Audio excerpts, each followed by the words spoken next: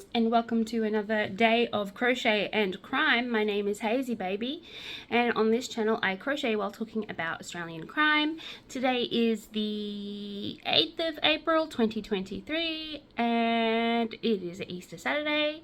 So welcome to my channel. If you are new to my channel, please like and subscribe if you like my content.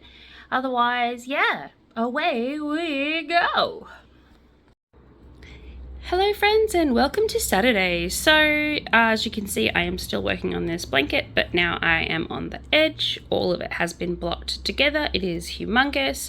My brother is going to absolutely #love it. And let's get this party started with a story out of Melbourne. So a gunman is on the run after shooting in Melbourne West leaves man fighting for his life. So a gunman is on the run after a shooting in Melbourne's West yesterday, left one man fighting for his life in hospital. So the victim, a man believed to be in his 50s, was shot at a property at Meadowview Road in Canley at about 1:50 p.m. before the shooter allegedly got into the car to flee the scene. The shooter was driving a red four-wheel drive when he allegedly crashed into another car at an intersection of Billy Buttons Avenue and Diana Ella,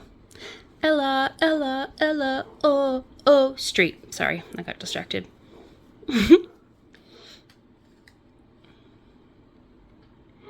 Okay, he then dumped the four-wheel drive in Noble Banks Drive and ran. He legged it. He was like, "Yeet, see ya." He was last reported as seen entering a car park on Ken Jordan Road.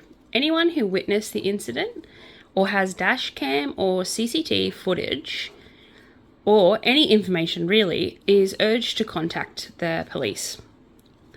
So, just in case you happen to be watching this channel. The victim was shot in the lower body and was rushed to the hospital. He's in a critical condition. Critical but stable condition. So, that's unfortunate.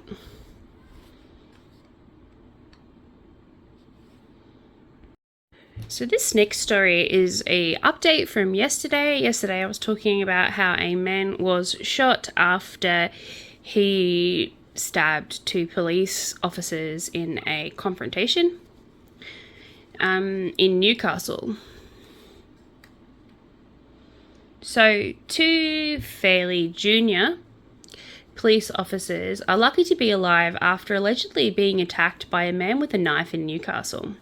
A critical investigation is underway after the knife man was shot dead in Wickham yesterday morning, after the two constables were stabbed in a confrontation while chasing a lead in an overnight theft. So apparently they went to go find this dude in conjunction with an overnight theft.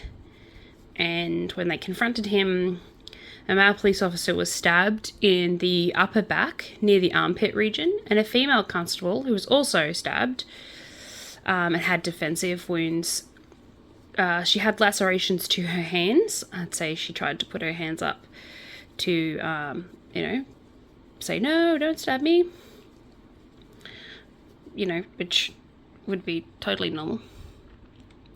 McKinnon said that the officers were left with no choice, but did not say who fired the fatal shot, which is probably for the best. I hope they both fired, so neither of them really know.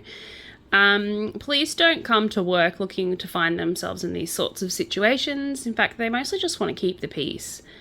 They go for protecting their lives and trying to save another. So their intention obviously was not to kill this man, but to disarm him, and his death has been an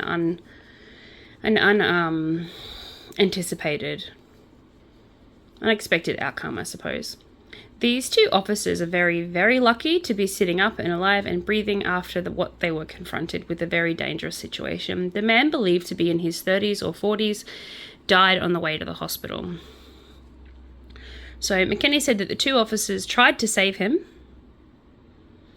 even though he stabbed them, and they had to shoot him to stop him from, causing any further damage. They tried to save him, of course, because it's a preservation of life. and he was also treated by paramedics at the scene. But to no avail, the man has died, which was sad. There's a little bit more information than we had yesterday. So he's not yet been identified, and the officers involved were taken to John Hunter in a serious but stable condition, and homicide detectives will be involved in the investigation of the events leading up to the shooting. So they want to know if there was any way that these two young officers could have done the situation any differently. And I'd say not. By the sounds of it, they are worse for wear. So, as you can see in this blanket, I'm just doing a simple bring together stitch just of a triple crochet, like an old granny square kind of style. And then I will move to like this color again and do some really cool funky stitches that I've done over here. Okay, so this next story is out of Adelaide, where multiple Adelaide sporting clubs have been left in the dark after copper wire thieves who stole copper from the lighting fixtures, leaving a $25,000 bill. Which is just like, wow. Like, how desperate are people getting that they're stealing the copper lighting from sports clubs? So, sporting clubs across Adelaide's western suburbs are being left in the dark following a spate of thefts of copper from lighting towers. And instead of spade, I actually meant the word spate, S-P-A-T-E. But, yeah, I said spade. Deal with it. Some clubs have been targeted more than once in the past 3 months, with the costs adding up because, you know, it's expensive. So Port District Football Club is among the clubs that have been hit by the brazen thieves, who tampered with the power supply and stole the copper cabling from these towers. So, you know, the football fields, how all around the outsides of the football fields is those giant light poles. That's what I'm talking about. So they've climbed up those and removed the copper fixtures that are on the inside of those poles that turn all the lights on. Those big giant spotlights that you see at football games. So they were only installed and commissioned properly 2 to 3 weeks ago, the club said. With the daylight savings kicking in, they need them critically. So more than 500 players have been left to train in the dark at Largs Reserve. The club's second oval has now been targeted. And, yeah, they've got 22 junior teams and 4 senior teams who now, because of daylight savings, need more lights. And thanks to the theft, they don't have the lights to play, which is, it sounds like a trivial thing, but if you've ever had to play a sport in the dark, it is not safe. It's really, really not safe. So more than 5 Adelaide Football League clubs have fallen victim to similar thefts over the past few weeks. So whoever it is, at least they're not targeting the one club, you know. They're spreading the love. Where is the love? So clubs are now forced to rearrange training times, because obviously they don't have, give me a second, into here, 1, 2,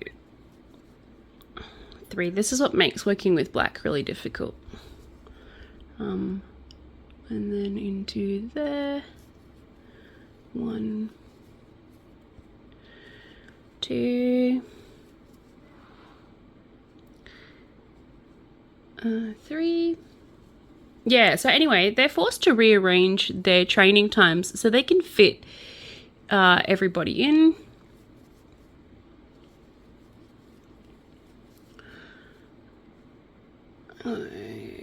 Okay. Disappointing at every level as clubs in the area prepare to like bolster security. One thing they've got to consider is maybe getting some closed circuit CCTV so they can catch those that are putting this strain on the communities, he said. While the soccer club has been targeted by thieves in the past on 4 separate occasions this year alone, he's kind of fed up, the president of this club. As you would be with these brazen acts. So the last one actually picked up the tab was just under $25,000 to fix. That's just for one club. So one club, $25,000 to fix their lights, and they've had to do it like 4 times this year. I mean, that's so expensive. Yeah, so the problem is that because they're stealing from these like little tiny clubs, they're actually ruining the sport for kids and parents alike, because no one wants to play sport in the dark, and they're only tiny clubs that have to fundraise for these things, and so insurance premiums go up, blah blah blah blah. Long story short, it's just a jerk move, and whoever's doing it needs to bloody stop. But definitely think it would be worth the investment of getting closed circuit CCTV. I mean, that's what closed circuit means. That's what CC means in CCTV. You know what I mean. At the end of the day, people come here for a bit of fun and involved in a team game and team sports, and these people are ruining it for these children and families. Okay, so this next story is not Australian, but it is famous and it is very interesting, so I can't help but comment on it. So this story is about Thanos founder, well, actually one of the founders of Thanos. Elizabeth Holmes is the founder of Thanos, and Thanos was a sort of like blood testing thing that she was trying to get up and running so that you wouldn't have to get full blood tests. You just have to get a prick on your finger, and then they would run a full spec of blood tests. Anyway, it was a giant hoax and they're full of shit. They never had an actual working machine. Long story short, they defrauded a lot of people of a lot of money. And there's some interesting documentaries out there about it, so 100% go and look for those. And if you write in the comments that you would like for me to talk about that, I am more than happy to have a convo about it. Just let me know. But this story today is related to that, but it's about Sunny Balwani, who actually, his real name is Ramesh, and he was the partner, I suppose, if you will say, both sexual and financial partner of Elizabeth Holmes.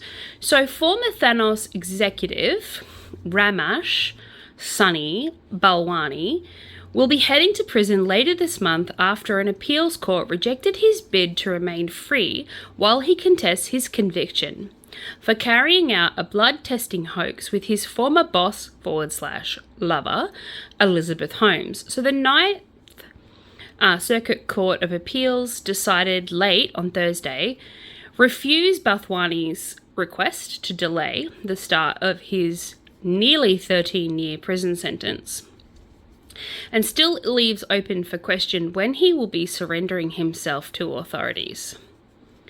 So Jeffrey Cooper Smith, who is one of Balwani's lawyers, proposed that Balwani, 57, report to prison April 20th in a motion filed with the US District Judge Edward Davella, who presided over Balwani's trial last year and imposed his sentence December last year. So Holmes is a very, very interesting character, and I would love to talk about her all day, but unfortunately this is not about her. But seriously, if you do want me to talk about her, a comment would be great.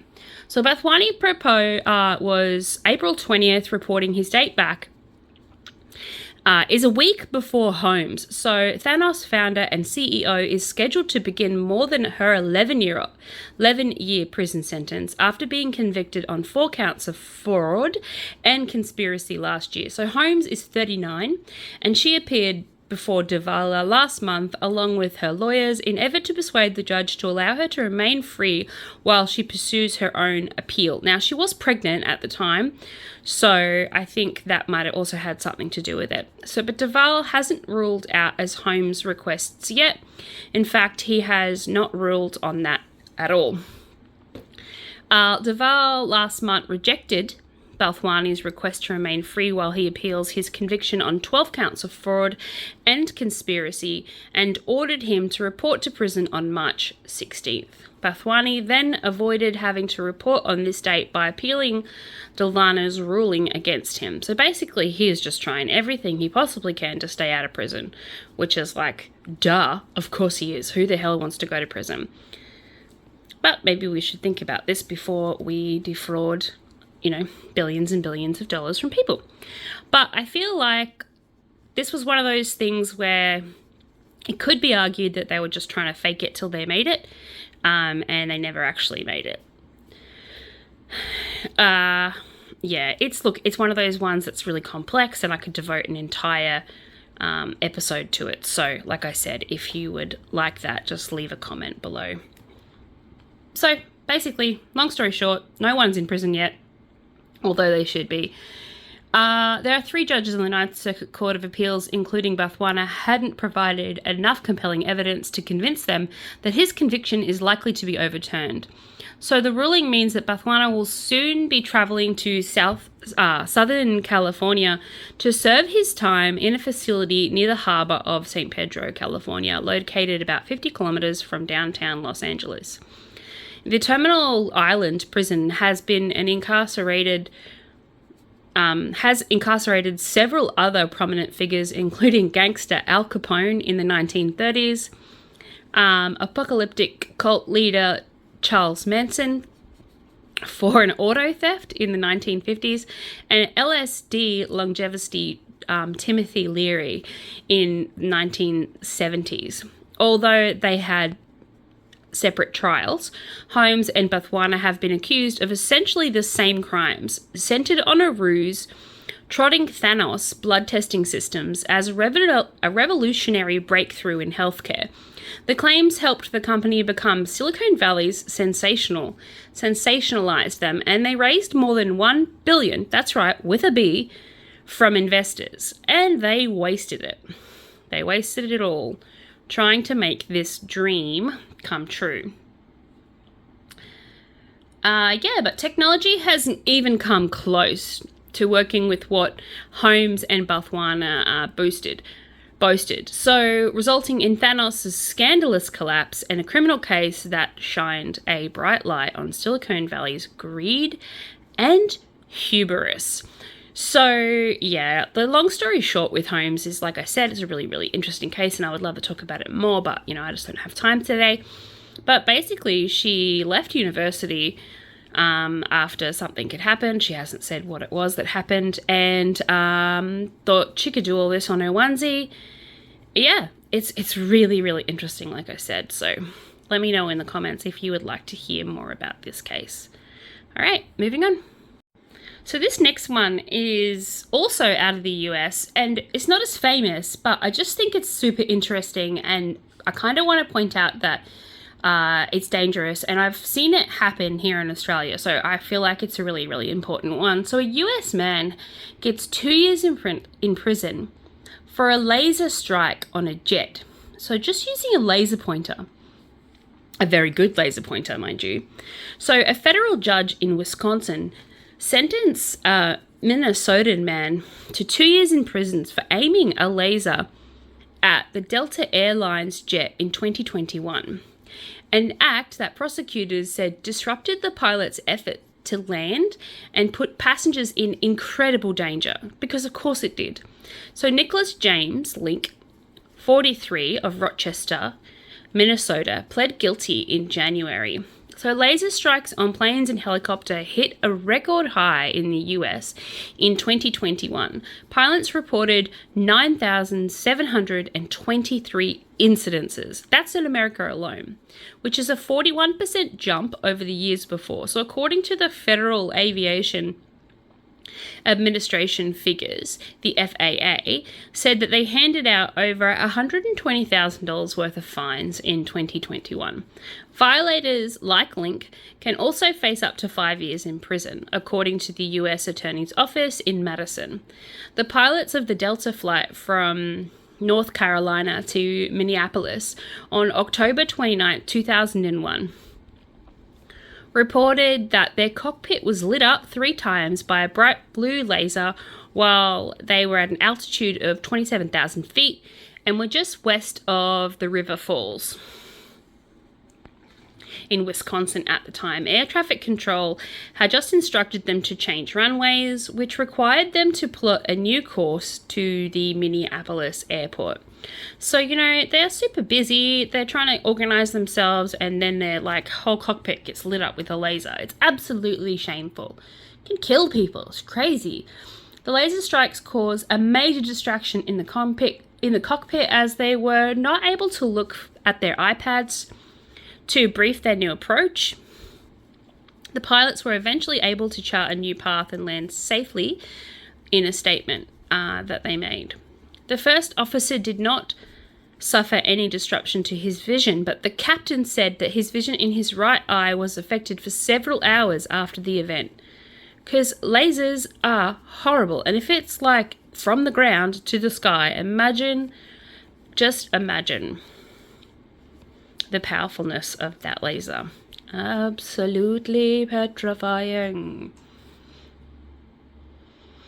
Air traffic control called a Minnesota State Police patrol aircraft which flew to River Falls, and the state patrol aircraft was also struck by a blue laser, and pilots spotted the suspect and worked with the River Falls ground police, who found Link with his blue laser on his person.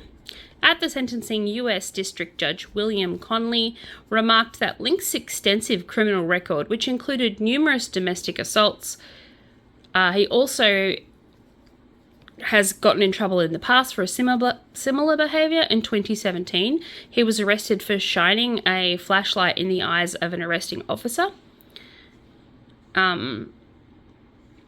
So Judge Connolly said that aiming a laser at an aircraft is incredibly dangerous and reckless, and in this case, forced the Delta pilots to focus on their temporary blindness, which put everyone in the aircraft at incredible danger. And I agree.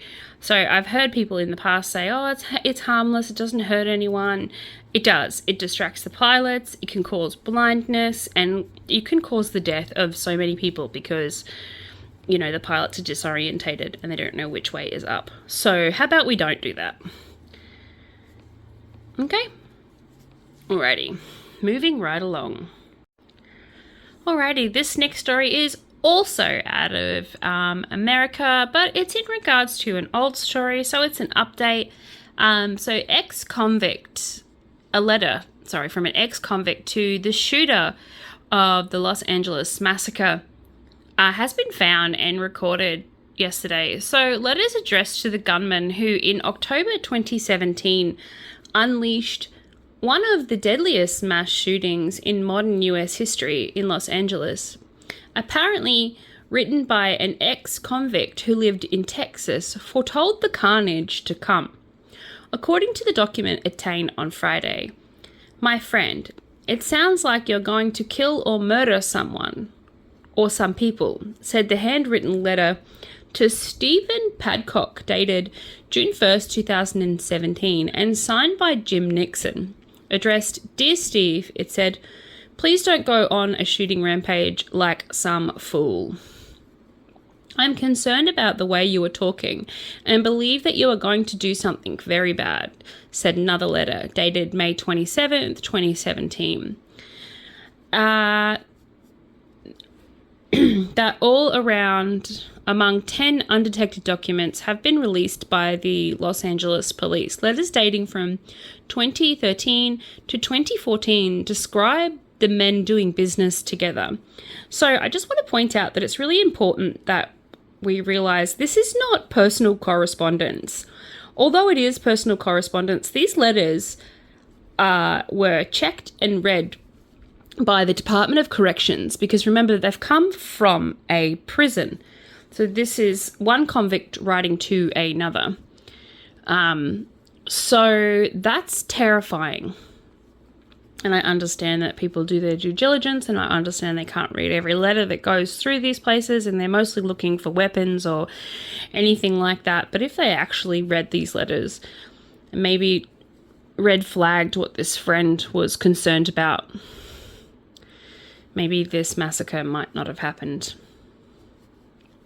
But, hindsight's 20/20 and all that jazz. So, yeah. So, in the letter, he said, please don't go out and shooting or hurting humans who did nothing to you. That was in a letter on May 27th. Steve, please don't do what I think you're going to do. So this friend is like begging him here not to do it. Police did not receive the letters until nearly 2 months after Paddock gained gunfire. He rained gunfire down from a window of a high-rise casino hotel in an outdoor concert crowd, killing 58 people and injuring more than 850. Now, I have seen the documentary and some of the video footage from this horrible mass shooting, and it's absolutely petrifying. I feel so sorry for all of these people. So Paddock killed himself before police reached him. 2 more people died later from their wounds. So not only did 58 people die in the initial shooting, but 2 more people died after they succumbed to their wounds. Yeah, so the letters were found by the new owners of a vacated building in Mesquite, Texas, who then mailed these letters to the Las Vegas police.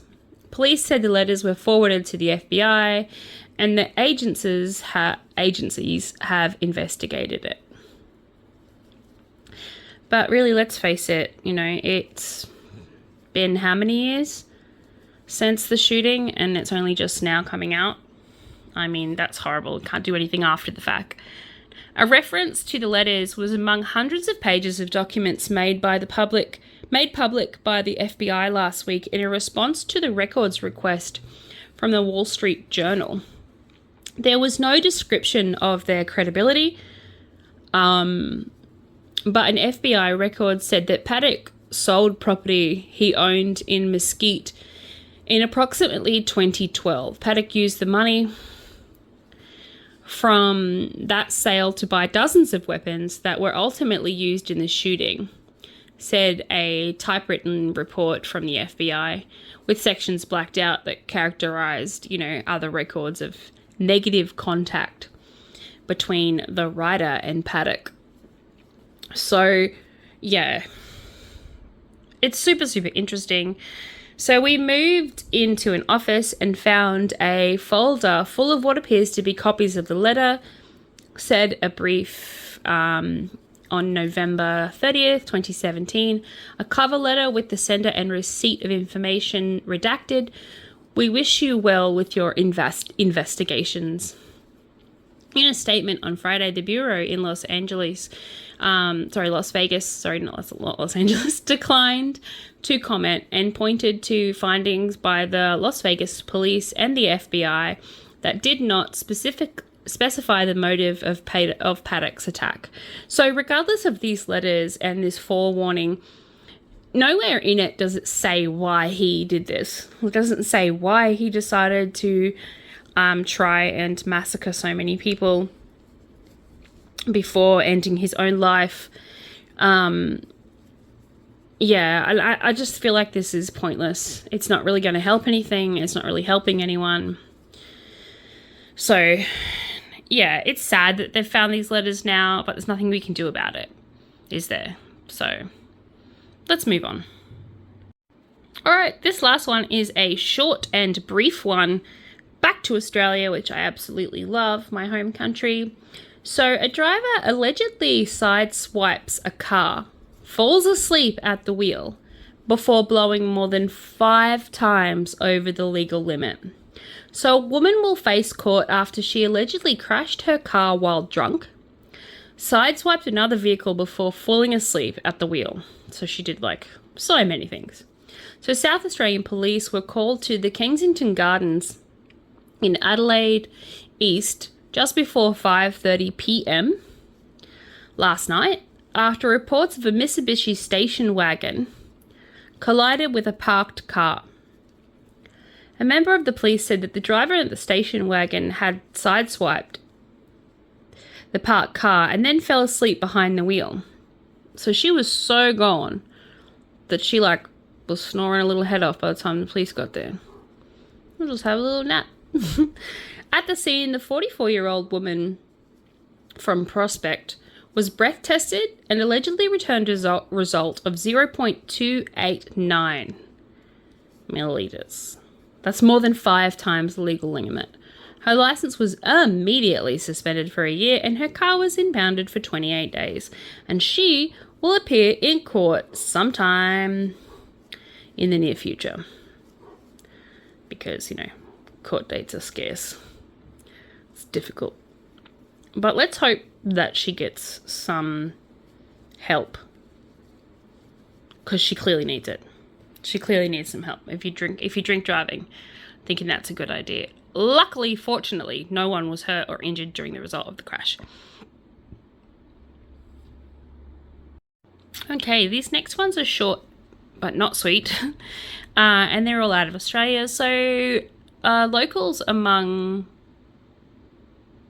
4 killed in a horrific head-on crash in country New South Wales yesterday. So the Easter long weekend began with a tragedy when 4 people, including locals, were killed and a 5th is in critically injured in a horrific head-on crash in country New South Wales. So 2 utes, a Ford Ranger and a Mitsubishi Triton crashed as heavy rain beat down on the Barton Highway near Gia, about 30 kilometres southeast of Yass, just north of the ACT, at about 7 a.m.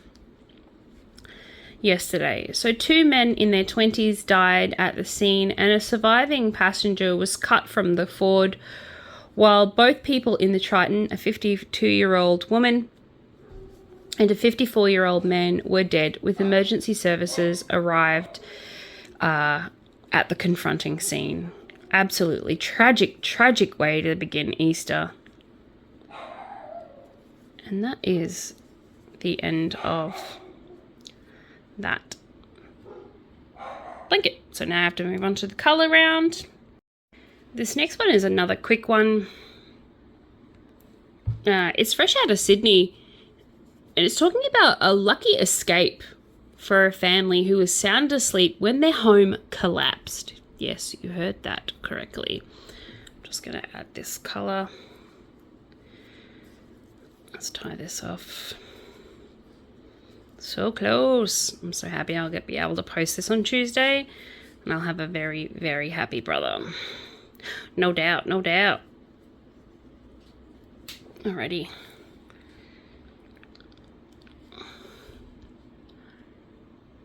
Alright, so a family has made a lucky escape after the ceiling of their home began to collapse while they were sleeping in the Sydney southwest. It's not the first time the tenant had an issue with the property. I'm skipping one and we'll do a back post to tie these in. So 1, 2. Alrighty, let's get this started. The woman renting the home told Today that she and her partner and her children were fast asleep in the bedroom when they started to see and feel the ceiling collapse just after 4:30 a.m.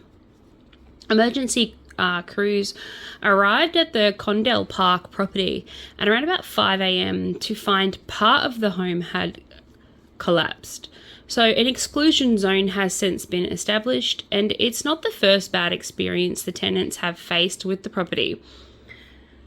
Past renter Palm told 9 News that she'd faced issues when she was renting the Condell Park home.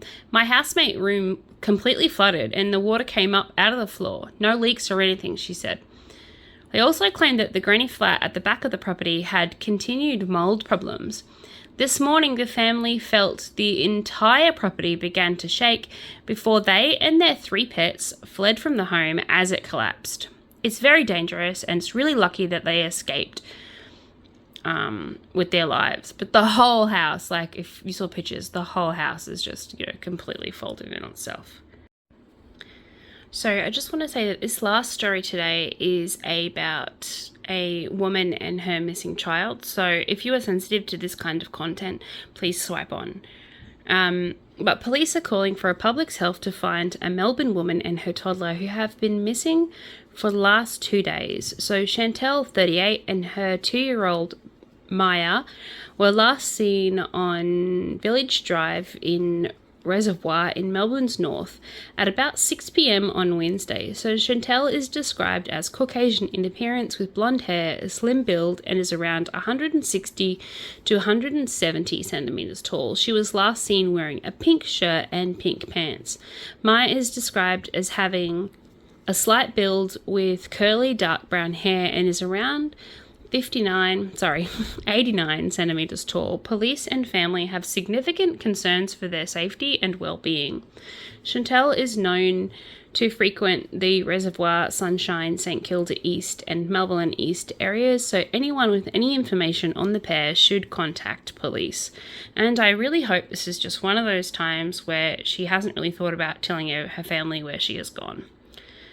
But I have that horrible gut feeling that that is not the case. Alrighty, so I think that's it for today. I think I've done enough. I've done enough video. I've done enough blanket. So if you like this content, like I said, please like and subscribe. Oof, don't have any words today.